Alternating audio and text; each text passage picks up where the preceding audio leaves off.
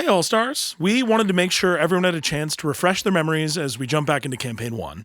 There will be spoilers, so this is for anyone who's fully caught up with our story, or for people that want to hop into our adventure with us now. So, here we go.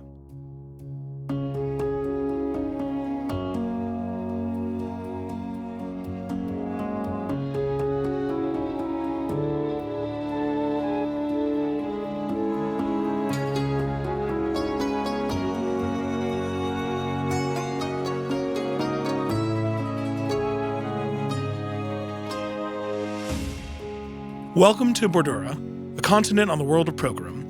Bordura is a place filled with a rich history of magic. Magic is so powerful, in fact, that it was first thrust down onto the world after a frivolous squabble amongst the gods.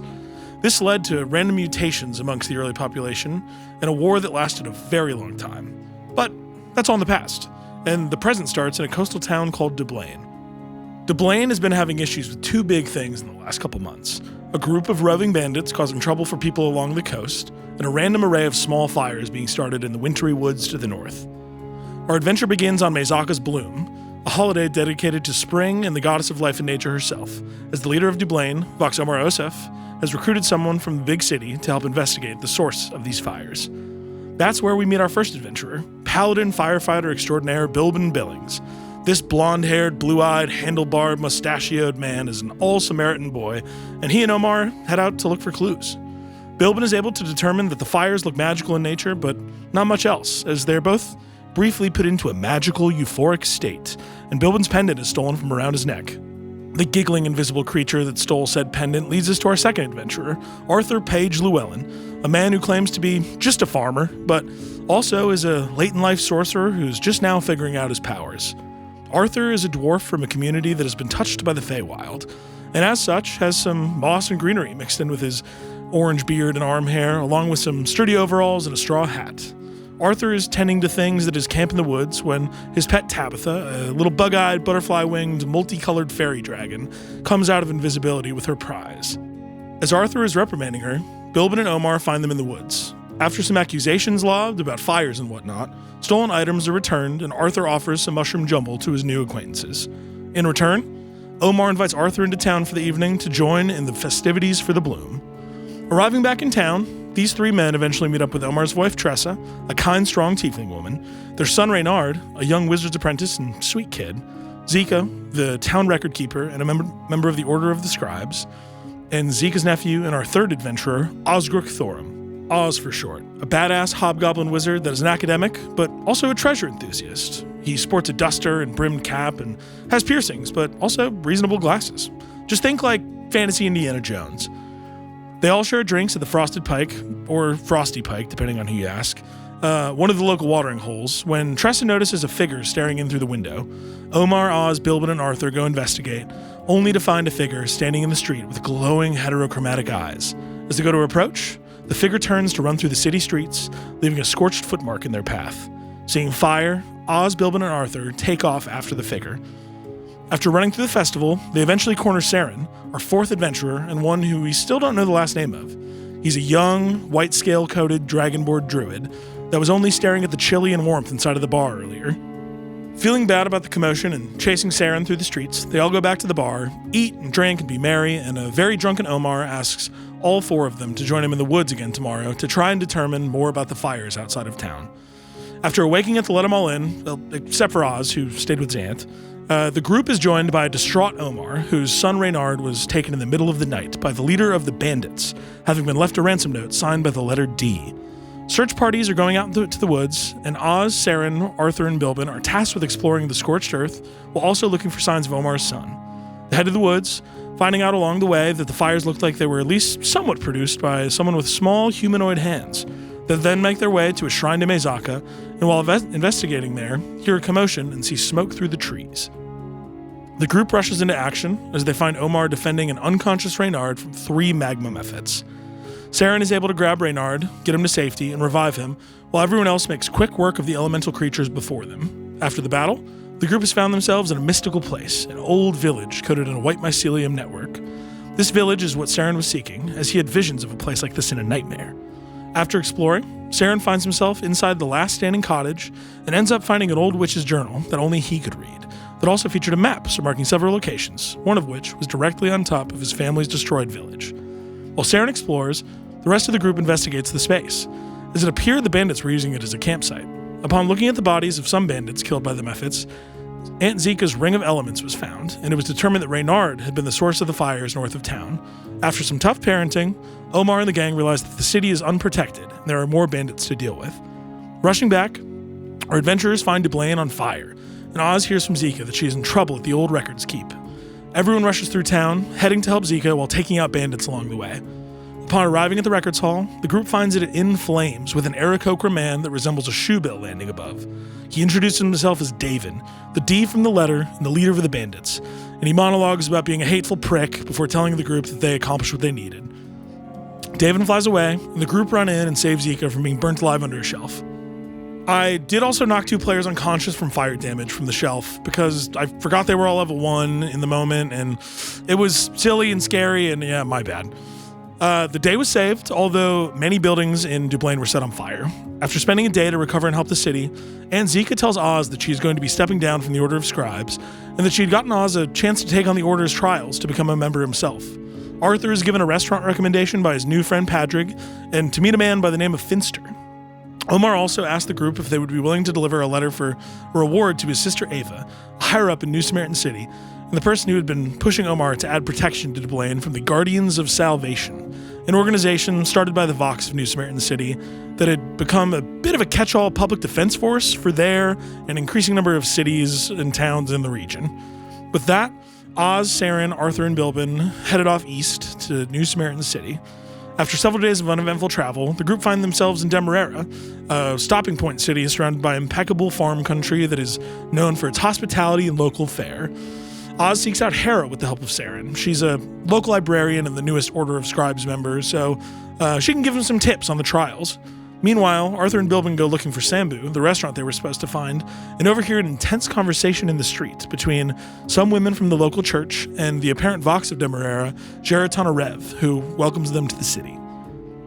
The group all meets at Sambu with Hera, where they find a quiet restaurant and a visibly shaken-looking Finster Luik, who claims to be out of food for the night, even though some of the gang notice a soup simmering over a fire. He invites them to dine with him the following night, and invites Arthur and whoever else would like to join to the market with him in the morning. The group then heads to Rum, a bar owned by Vox Ger, where Hera tells the party about how some restaurants in the city have been experiencing less business due to guests getting very sick, including Sambu. She also tells them about farmers having massive crop issues, leading to shortages of goods around town. Hera herself has also felt like something strange has been happening at the library, hearing weird noises while closing up the last several nights. The Guardians of Salvation have a presence in the city now too, which the party doesn't trust. The gang heads to the library to spend the night and help ease Hera's fears. After finding some literature to read, the gang begins to settle in for the night. However, Saren hears a commotion and books hitting the floor on the library's basement floor. This leads to a confrontation with what at first the party assumes to be a guardian or animated armor, but upon closer inspection is a fungal entity having taken control of whoever this guardian was. They were able to quell the Spore Servant and determine it was removing books from one shelf in particular. The group finds a few books on levers, and after brute forcing their way through a puzzle, they discover an old secret Order of Scribes chamber that even Hera didn't know existed. They find a journal belonging to a Zora Buffon, who is regarded as a hero of legend, one of a group of 5 that led the charge to defeat a powerful evil wizard known by the name Marth. Not from the video game, but, it's different. Trust me. The group determines that there is a hidden magical doorway, but it requires an old crest to Sambucius that they cannot find, so they cut their losses and head to bed. In the morning, Arthur and Saren pick up pastries and run into Vox Ger, who invites them to investigate a farm with them later in the day after hearing of their previous night's heroics. Saren reviews his maps and books, and Oz does some property record searching for Zora Buffon, determining that she lived here a long time ago, but now the property is currently owned by someone named P. Forrest. Arthur and Bilbin head to the market, learning more about the troubles of Finster in the city. They also meet High Priestess Hala Mondare along the way and her Deaconess Rin Rosewood. Hala makes it clear that they are very unhappy with the lack of support of the Church of Sambucius. He's the god of health, wealth, and happiness from community members in the church. The group then heads to Gramps' farm, joined by Vox Ger, the High Priestess, Deaconess Rin and Poppy, and some Guardians of Salvation. Through arcane investigation, they learn that some powerful magic killed the crops here, and also that something infernal was involved. Saren interrogates some of the local farm animals as well, learning that someone came alone from the direction of town, but not much more. The group detours to P. Forrest's house, where they meet an old sailor of sorts named Forrest with a silent P. They don't gain any info on Zora Buffon, however he recognizes Arthur as having similarities to someone he met long ago, Arthur's sister Paige, who Arthur hasn't seen in over 200 years. They get a lead that she had been in Breakwater working with someone named Terrence Glaive on her powers, whatever that means. Later, the group attend dinner at Sambu, where Saren senses poison in some of the food. Finster is embarrassed, but doesn't have any time to help figure out what happened as the Guardians show up to arrest him for the murder of Gareth Vole. He's the person that existed before the Spore servant they killed the night before. It doesn't matter. Yeah. As Finster is being taken, the group hears a noise in the cellar, and upon further inspection find 2 small myconids in the cellar with a signet ring matching the symbol for the passage they found the night before. The myconids tell them about a female person they've deemed the bad one, and the party convince the myconids to take them to their leader to help them escape. The myconids lead them into a secret underground passageway, where they encounter some giant spiders, an old torture chamber, and eventually make their way to a group of caged myconids. They talk with the myconid leader and learn they've been held captive and forced to poison food stores using the underground passageways. The conversation is interrupted as the party learns, to their surprise, that the culprit was not the Vox or High Priestess, but Rin Rosewood, deaconess of the church. She uses Blight to kill the myconid leader, but very quickly falls to the party, who then escape with their lives after fighting off a wave of imps and spiders after she died. They find a journal on Rin, where they learn that she had been given a cursed artifact in a dream and had been helping a demonic creature hurt the city, believing it to be Sambucius and the imps to be other deaconesses. They ascend a staircase to find themselves in the church, where they report their findings to an apologetic High Priestess. Finster's name is cleared after learning that Rin had him framed, the myconids are freed, and after one more night in the city, make their way out of town.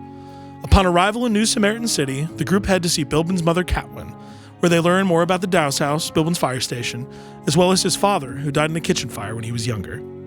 They also head to City Center, where they meet Tamantha, who works the front desk at City Hall, and make an appointment for the following day to meet Leasri Ava Osef, Omar's sister, and deliver his letter requesting Guardian support in Dublin.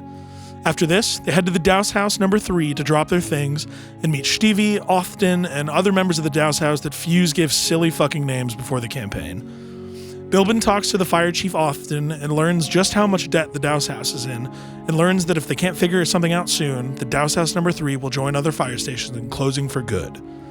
The group heads to the Apple and the Ale for a drink and meet up with Bilbin's uncle Jeshi, who informs the group that he thinks he might have a lead on how to save the Douse House. The group agrees to go with him to the Black Hole, an underground fight club run by the Fey Father and his family. Bilbin and his uncle, along with Oz's support, have a meeting with the Fey Father, where he offers them a chance to save the Douse House number 3 if they can retrieve a Harangon named Wix Jenin, aka Lift, as well as an important family artifact they've stolen from him. Bilbin verbally accepts and agrees to meet the Fey Father to sign an official contract in the following days. The group ends the night gambling on some wrestling matches, including betting on themselves to fight against the Wings of Rage. They get into this 1v1 matchup and realize the Wings of Rage is Davin, the bandit captain in a luchador mask. After Davin downs Bilbin and Arthur, Oz uses magic with the ring name The Professor, and Saren helps from the side to bring the bandit captain to the end of his rope, and he flees, winning the party a bunch of gold.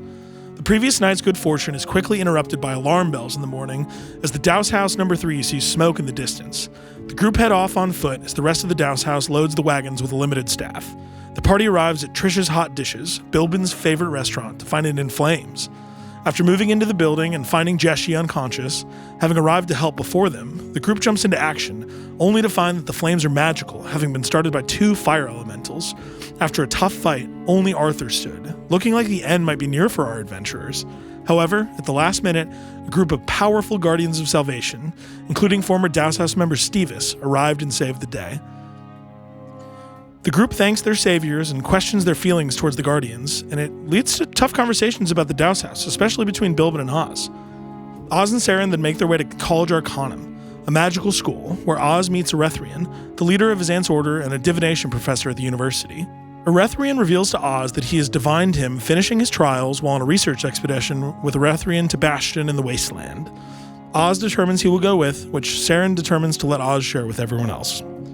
The group then meets Ava Osef, finally, who is apparently a right hand to the Vox of New Samaritan City. They learn of her approach to public good, which the party finds off-putting, and are rewarded for delivering the letter from Omar requesting a Guardian presence in Dublin. The group asks to meet the Vox, who Ava says they could at least catch a glimpse of at a ribbon-cutting ceremony later in the day for the new Center of Rehabilitation. On their way out of City Hall, they also make plans to grab drinks at the Honey Hole with their new friend Tamantha. After leaving, Oz buys some supplies to say his goodbyes, while Arthur accompanies Bilbin on a shopping trip to find a new helm. After some bad impressions left on several shopkeepers, Bilbin is able to secure a helm to help him with fire resistance, albeit for a hefty price. The gang heads to the ribbon cutting for the new rehabilitation center, where Saren talks to Riptide, one of the members of the Guardians of Salvation's A-Team. They inform Saren of the Disparati, an evil clan of witches that was seemingly responsible for the death of his family. After, Ava introduces Vox Morgood, who gives a speech about the new rehabilitation center and brighter, better Bordura. As he goes to cut the ribbon, however, he falls unconscious, and the party watches as the Guardian's cleric realizes the diamonds necessary for a revivify spell have been stolen from her pack. They head to the Honey Hole to decompress, where Tamantha reveals she actually knows Lift, and Oz reveals his plan for departure to the rest of the party, leaving Arthur feeling hurt. The group spends the next day finalizing their deal with the Faefather, taking a breath, and ultimately preparing to move on to the next journey. Everyone learns that Ava Osef has taken over the position of Vox of New Samaritan City temporarily. Oz and Arthur reconcile, and Oz writes some very sweet notes to the party, which they find as they awaken after Oz has already left and teleported with Erethrian and the rest of the research group to follow his dreams of joining the Order of Scribes and explore the unknown. Saren, Arthur, and Bilbin gather their things, head south to a farm the Faefather told them they could travel from, and are teleported by a satyr named Kevin to Breakwater and a new adventure. Oh, and Tabitha can talk now, but only to Saren. Telepathically. It's a witch thing. That's it. That's the story so far. Thanks for listening to this long-winded recap, and we hope you enjoy episode 20 of Campaign 1 and everything that Arc 2 has to offer. See you out there, gang. Bye, All-Stars.